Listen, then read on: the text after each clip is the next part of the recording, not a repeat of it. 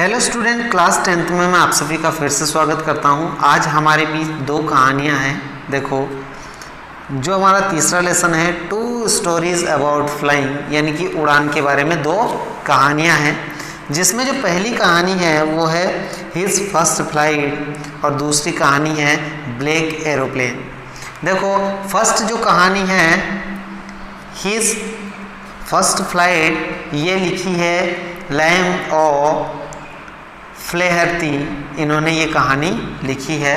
दूसरी जो हमारी कहानी है वो ब्लैक एरोप्लेन है, जो फ्रेडरिक फॉर्सिथ ने लिखी है। ये दोनों लेखक है। हम सबसे पहले हिज फर्स्ट फ्लाइट कहानी के बारे में पढ़ेंगे। सबसे पहले मैं आपको कहानी के बारे में कुछ समझा देता हूँ। ये बिफोर यू रीड बता देता हूँ हिंदी में। इसमें बताया, since the earliest time humans have dreamed of conquering the skies, here are two stories about flying. प्राचीन समय में सही मानव ने आकाश पर क्या कर लिया था? विजय प्राप्त करने का सपना देखा। यहाँ उड़ान से संबंधित दो कहानियाँ हैं। पहली है a young seagull is afraid to fly. देखो, एक छोटा बच्चा सीगल जो क्या सामुद्रिक पक्षी जो होता है उस उड़ने से वो क्या करता है? डरता है। How does he conquer his fear, और वह अपने डर पर कैसे विजय प्राप्त करता है, उसके बारे में ये कहानी है।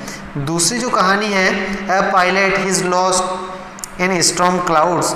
एक विमान चालक जो होता है वो तूफानी बादलों में खो जाता है। डज ही अराइव सेफ, क्या वह सुरक्षित पहुँचता है?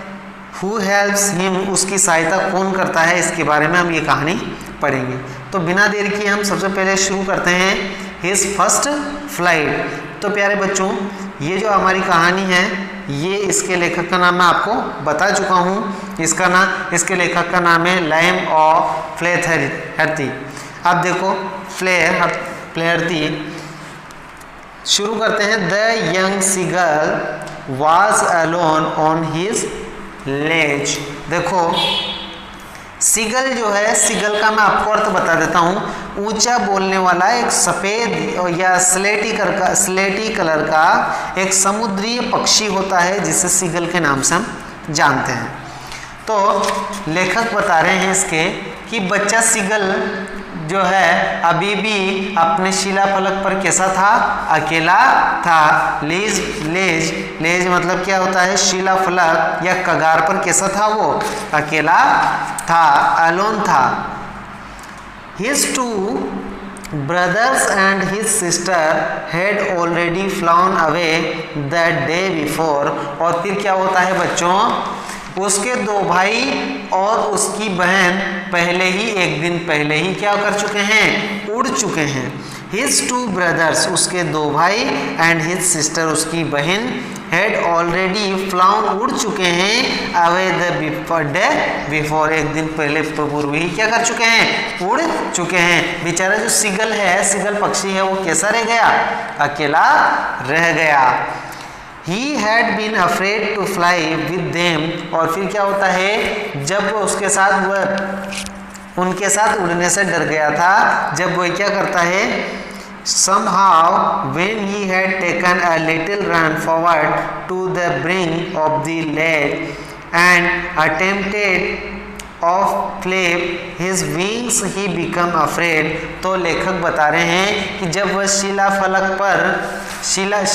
जो है, कगार जो है, उस कगार के किनारे पर थोड़ा सा आगे दौड़ लिया गया था और अपने पंखों को फड़फड़ाने का प्रयास कर लिया था, तब उसे किसी कारणवश क्या हुआ? उसे डर लगा। क्या हो गया? उसे डर लगा। The great expenses of sea stretch down beneath. अब देखो, वो बता रहे हैं, लेखक क्या कह रहे हैं, बताते हैं इस कहानी में कि नीचे क्या होता है? अधिक विस्तार वाला समुद्र फैला हुआ था और ये बहुत लंबा था, मीलों तक था। कितना तक था? मीलों तक था, बहुत लंबा फैला हुआ था। बेनेथ का मतलब होता है नीचे, और ग्रेट एक्सपेंस का मतलब होता है बच्चों अत्यधिक विस्तार वाला। फ्लैप का मतलब होता है फड़ाना। ब्रिंक का मतलब होता है बच्चों किनारा। तो लेखक बता रहे हैं क्या बता रहे हैं कि नीचे अत्यधिक विस्तार वाला समुद्र फैला हुआ था और वो बहुत लंबा मीलों तक फैला हुआ था। तो फिर क्या होता है, and it was such a long way down meals down. फिर क्या होता है, जैसे ही बच्चा जो है वो उसने निश्चय किया और सोचा कि उसके जो पंख है उससे कभी सहारा नहीं देंगे। ही felt certain that his wings would never support him, so he bent his head and ran away back to the little hole under the ledge where he slept at night। देखो क्या बता रहे हैं, लेखक बताते हैं कि उसने निश्चय किया, सोचा कि उसका पंख कभी उसे सहारा नहीं देंगे। उसने अपना सिर झुकाया और शिला फलक के नीचे छोटे छिद्र में क्या किया, छिद्र में उसने वापस वो दौड़ने लगा। वह क्या, रात को वहां पर सोया। तो मैं आपको इसमें कुछ इंपॉर्टेंट मीनिंग बता देता हूँ। इसमें He felt certain that his wings never support him. He bent his head and ran away back to the little hole, एक छोटे से हॉल में, है ना, अंडर नीचे, लेज उसका गार के किनारे पर, है ना, where he slept, वहाँ जाकर के वो सो जाता है, रात्रि में विश्राम करता है। बेंट का मतलब होता है बच्चों झुकाया हुआ या मोड़ा हुआ। विंग्स का मतलब होता है पंख। आगे बढ़ते हैं। Even when each of his brothers and his little sister, whose wings were far shorter than his own, ran to the brink, flapped their wings and flew away, he failed to muster up courage to take that plunge which appeared to him so desperate। देखो फिर क्या होता है, अब वो रात को वहाँ पर सोया, रात्रि में उस छोटे से छेद में। फिर जबकि उसके भाइयों में प्रत्येक और उसकी छोटी बहन जिसने पंख तो अपने पंखों से काफ़ी छोटे थे, किनारे तक दौड़े और पंख फड़फड़ाए और उड़ गए, और वह कूदकर उस कूद को लेने के लिए साहस को इकट्ठा करने में असफल रहे, जो उसके लिए अधिक निराशाजनक था। यानी कि उसने काफ़ी कोशिश की पर वो निराश हो गया था कि मैं नहीं उड़ पाऊंगा, ये मेरे पंख साथ नहीं देंगे। इसलिए बेचारे को क्या हुआ, वो निराश हो गया और वो उड़ नहीं पाया, इसलिए उसे एक छेद में रात बितानी पड़ी। डेस्परेट का मतलब होता है बच्चों निराशा, ठीक है। अब आगे मस्ट ऑफ कवरेज का मतलब होता है साहस जुटाना, क्या होना, साहस जुटाना। और प्लंज का मतलब होता है कूदना या छलांग मारना। प्लंज का मतलब क्या होता है बच्चों, छलांग मारना या कूदना। चलिए तो आगे बढ़ते हैं। His father and mother had come around, और देखो आगे, selling to him silly, upbraiding him, threatening to let him starve on his ledge unless he flew away। और फिर क्या होता है, उस समय उसके माता पिता उसे तीक्ष्णता की आवाज़ में बुलाते हुए, उसे फटकारते हुए, उसे डांटते हुए उसके आसपास आ जाते हैं और ये धमकी देते हुए कि जब तक वह नहीं उड़ जाता उसे शिला फलक पर भूखा मरने के लिए छोड़ दिया जाएगा। यानी कि उसके माता पिता ने क्या कहा कि अगर वो नहीं उड़ सकता तो उसे शिला फलक पर, उसका गार पर क्या कर दिया जाएगा, उसे वहीं पर छोड़ दिया जाएगा अकेला मरने के लिए।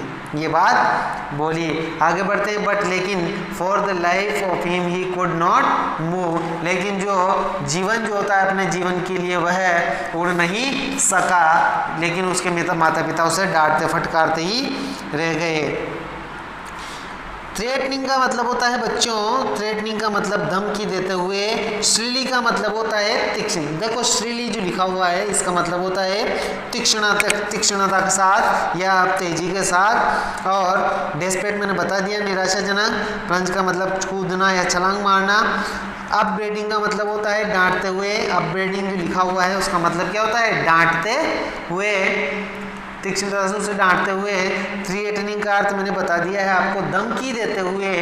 किस प्रकार से, उसे धमकी देते हुए। स्टाव का मतलब होता है भूखे मरना। स्टाव जो शब्द है स्टाव, इसका मतलब होता है डूब के मरने देने के लिए उसे छोड़ दिया। ठीक है, आज के लिए बस इतना ही। नेक्स्ट जल्दी ही इस लेसन को पूरा करेंगे। पहली जो कहानी है इसको जब तक पढ़ाया है, जहाँ तक पढ़ाया है वहाँ तक इसे तैयार करें। अगर कुछ डाउट्स लगे तो आप ज़रूर शेयर करें।